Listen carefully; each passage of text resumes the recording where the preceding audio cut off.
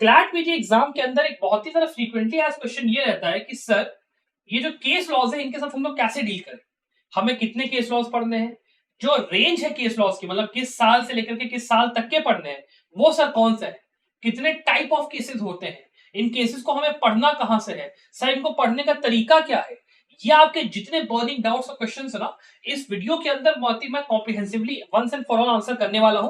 तो वीडियो को लास्ट तक जरूर देखिए और अगर आपने हमारे चैनल को सब्सक्राइब नहीं करा है तो जरूर करिए और टेलीग्राम चैनल भी ज्वाइन करिए बिकॉज यहाँ पे हम लोग रोज क्लैट पीजी के क्वेश्चंस पोस्ट करते हैं और साथ में इंफॉर्मेशन भी जो भी आती है क्लैट पीजी से जुड़ी हुई वो भी अपडेट करते हैं। अब वीडियो चलिए शुरू करते हैं। सबसे पहले बात करते हैं कि जब आप क्लैट पीजी एग्जाम के लिए ये बोलते हो कि सर मुझे केस पढ़ना है तो आप किस बारे में बात करते हो, let us define it.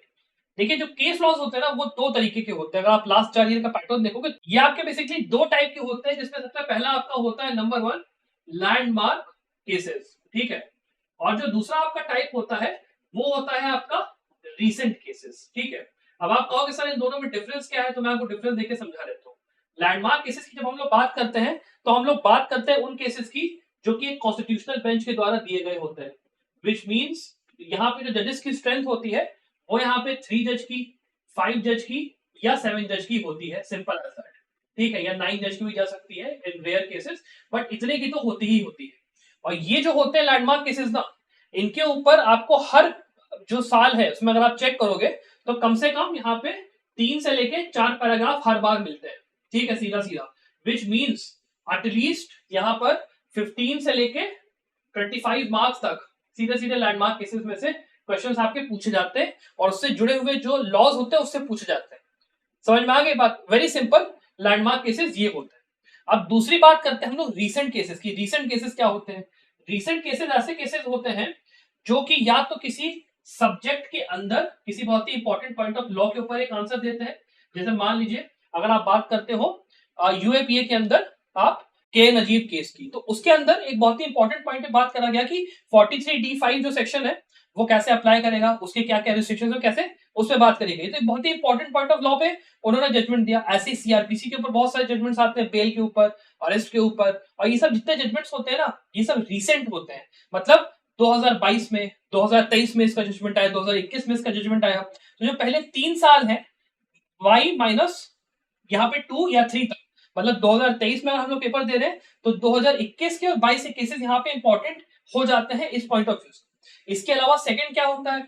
Second आपके वो जजमेंट्स होते हैं जो कि मान लो कि इंपॉर्टेंट यहाँ पे गाइडलाइंस दे रहे हैं, ठीक है। जैसे मान लीजिए इन री एक आपका पैंडेमिक वाला केस आया था जिसमें कि कोर्ट ने पूरा डिटेल में बताया कि भाई देखो ये चीजों से तरीकों से गाइडलाइंस यहाँ पे फॉलो होनी। जैसे मान लो रजनीश वर्सेस नेहा का केस था उसमें मेंटेनेंस से जुड़े हुए काफी गाइडलाइंस दिए गए।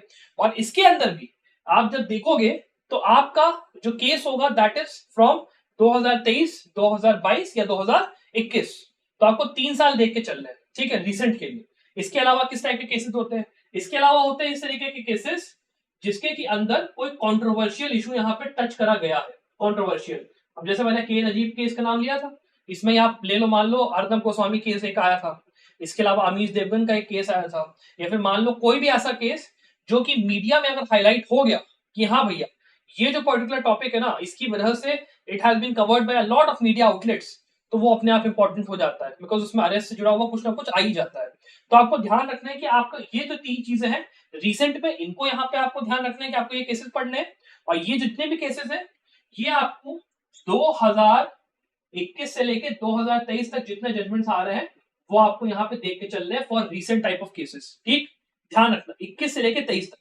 उसके अंदर भी ये नोट डाउन कर लो 2023 के जजमेंट जितने भी हैं 2023 के, उनको आपको सारे के सारे देखने हैं, आपको नहीं छोड़ना है। You do have to classify कि मैं ये पढ़ूंगा और मैं ये नहीं पढ़ूंगा, that will not work because हर बार पेपर में इस पूरे पोर्शन में से कम एज आई सेड 20 से लेके 25 क्वेश्चन का यहाँ पे आएगा, 20 से 25 मार्क्स यहाँ पे सीधे सीधे क्वेश्चन इस पोर्शन से आएंगे और 15 से लेके 25 का इस पोर्शन से आएगा ही आएगा लैंडमार्क में से, तो आप इसको स्किप नहीं कर सकते हो।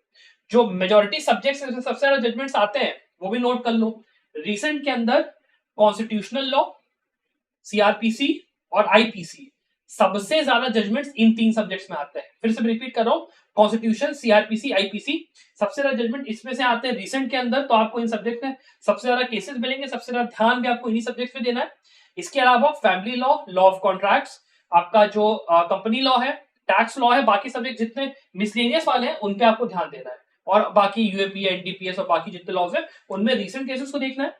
जब आप बात कर रहे हो यहाँ पे एज आई सेड 2023 के सारे जजमेंट देखिए, और 2021 के और 2022 के केवल ऊपर ऊपर से जो आपके कंपाइलेशन आपको मिलता है ना लाइव लॉ के अंदर, या आपको एससीसी ऑनलाइन के ऊपर ब्लॉग के अंदर जाइए, एससीसी ऑनलाइन ब्लॉग में, वहां पे आपको फ्री में मिल जाएगा, उसको जाओ डाउनलोड करो। 21 और 22 के ना ऊपर ऊपर से थोड़ा सा देख लो, चेक कर लो कि हाँ भाई, चेक करने का तरीका सिंपल है।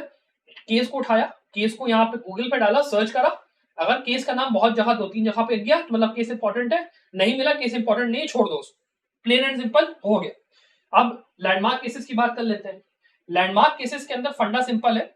लैंडमार्क केसेस में आपको 2017, ठीक है, 2017 से लेके 2023 तक सारे जजमेंट्स पढ़ने हैं कॉन्स्टिट्यूशनल बेंच के, छोड़ नहीं सकते हो, ठीक है, 2017 से लेके 2023, बिकॉज इस बार जैसे पेपर आया तो कृष्ण कुमार सिंह, ठीक, उसके अलावा Arjun Panditrao गुरंतियाल, Shayara Bano, Indian young association, सारे के सारे केसेस 2020, 2019, 2017 इस तरीके से आए। तो ये नहीं कह सकते हो कि केवल 1 साल का सर, 2 साल का सर पहले का पढ़ लो लैंडमार्क हो जाएगा ना, पिछले 6 साल का 2017 से लेके 2023 तक का पूरा पढ़ना है। इसमें पढ़ना क्या है वो भी समझ लो। अपार्ट फ्रॉम दैट, अगर आप लोग क्लैट पीजी एग्जाम की तैयारी कर रहे हैं और आप लोगों को हेल्प चाहिए अपने एग्जाम की प्रिपरेशन करने में, तो आप संभव लॉ का चैंपियन प्रिपरेशन कोर्स जरूर ज्वाइन करिए, बिकॉज यहाँ पे इस चैंपियन प्रिपरेशन कोर्स के अंदर हम लोग आपको प्रोवाइड करते हैं मोर देन 70 मॉक पेपर, जो कि एकदम कॉम्प्रिहेंसिव होते हैं, सारे साल के जो पेपर्स होते हैं उनको कवर करते हुए यहाँ पे हम लोगों ने बनाया है। साथ में उसके हम लोग यहाँ पे आपको सब्जेक्ट वाइज मॉक पेपर अलग से देते हैं। फिर उसके अलावा वीडियो लेक्चर फॉर्मेट में पूरा का पूरा सिलेबस, आपका सब्जेक्ट मटेरियल सब कुछ हम लोग कवर करवाते हैं, सारे सब्जेक्ट सारा का सारा वो पूरा हम लोग करवा के देते हैं। और साथ में आपका जो केस लॉज होते हैं, चाहे रिसेंट हो चाहे लैंडमार्क हो, अगर आपको खुद पढ़ने में दिक्कत हो रही है तो पूरा हम लोग आपको करा के देंगे, और वो भी केवल 4899 में, केवल 4899 में। तो अगर आपको एनरोल करना है तो आप जरूर से सोचिए, एनरोल करिए इस कोर्स के अंदर, अगर आपको यहाँ पे हेल्प चाहिए संभव लॉ की। अपार्ट फ्रॉम दैट, अगर आप लोगों को हेल्प चाहिए संभव लॉ की, अब चलिए वीडियो को कंटिन्यू करते हैं। इसके अंदर जैसे मान लो, अगर मैं बात करता हूं कि आप मान लो जैसे बेसिक स्ट्रक्चर डॉक्टरी से जुड़ा हुआ कोई केस पढ़ रहे हो, तो जैसे हम लोग पढ़ते हैं कि सज्जन सिंह, शंकरी प्रसाद, उसके बाद गोलकनाथ, उसके बाद केशव भारती, तो एक सीरीज ऑफ केसेस बना, उसके बीच बीच में अमेंडमेंट भी हुए होंगे, जिसकी वजह से जजमेंट आया, जजमेंट के उसमें अमेंडमेंट वो लोग लेके आए सरकार वाले, फिर केस आया। तो ये जो पूरी श्रृंखला होती है ना उस केस के अंदर रेफर की जाती है, तो आपको वो पूरी श्रृंखला पढ़नी है, अमेंडमेंट जो है वो पढ़ने हैं, और उसके बाद उस केस को डिटेल में पढ़ना है। मान लो डिसेंटिंग ओपिनियन है, कंकरिंग ओपिनियन है, कुछ भी है, पूरा पता होना चाहिए। पढ़ने का सही तरीका क्या है, मान लो आपके पास एक केस लॉ समरी आपको मिल गई लैंडमार्क केसेस के लिए, ठीक है, इसके लिए एक अच्छा सोर्स है एससी ऑब्जर्वर भी चले जाओ, वहां बढ़िया बढ़िया आपको मिलता है, वहां जाओ, केस को देखो, केस लॉ की समरी एक बार पढ़ लो। समरी पढ़ने के बाद क्या करो कि एक बार जजमेंट खोल के ना, पहले का जो ऊपर का एक दो पैराग्राफ होता है ना हेड नोट, थोड़ा सा उसको पढ़ो, और फिर एकदम स्क्रॉल करके लास्ट में आ जाओ। लास्ट में ना आपको मिलेगा एकदम फाइनलाइजिंग जो ऑपरेटिव पार्ट हो जजमेंट का, वो उसको एक बार पढ़ लो, उसको एक बार पढ़ लो, आपको सारा काम हो जाएगा। इसके आगे आपको जजमेंट को ज्यादा डिटेल में पढ़ने की जरूरत नहीं है, फैक्ट्स क्या बोले गए उससे ज्यादा मतलब नहीं है, इश्यूज उतना इंपॉर्टेंट नहीं है, बस देख लो। और मेन जो चीज होती है वो होता है रेशियो उसका, जो उसकी हिस्टोरिकल केसेस थे वो, और जजेस के बेंच का नाम।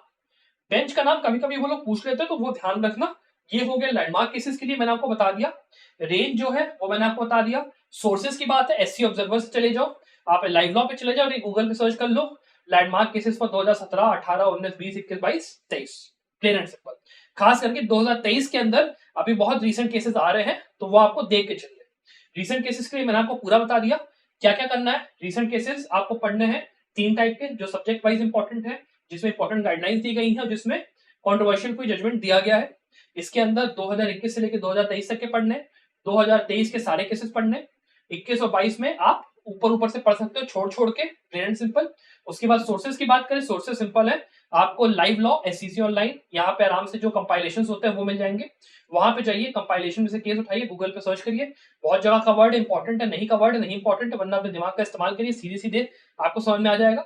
उसके अलावा भी अगर हम लोग बात करें तो यहाँ पे जो रिसेंट केसेस होते हैं ना, इनके अंदर एक जो चीज और आपको ध्यान रखनी है वो ये है कि जब आप इसकी पढ़ाई कर रहे हो तो यहाँ पे आपको क्या क्या चीजें पढ़नी है। आपको पढ़ना है केवल केस का नाम, केस के अंदर जो रेशियो आया था वो, और आपको लाइव लॉ और एससीसी ऑनलाइन ना पैराग्राफ मिलते हैं जिसको कि बोल्ड में करके कोट्स में करके रखा होता है, वो ऑपरेटिव पैराग्राफ को थोड़ा सा दिमाग में बैठा लीजिए कि वो किस चीज से जुड़ा हुआ है। और यहाँ पे ना ज्यादातर टाइम पर जैसे यहाँ पे आपको एक सीरीज ऑफ केसेस मिलता है, वहां पे आपको ये नहीं, यहाँ पे जल्दी देखने नहीं मिलेगा कि सीरीज ऑफ केसेस है, तो वो झंझट यहाँ पे आपकी बच जाती है, बट यहाँ पे आपको देखने मिलती है।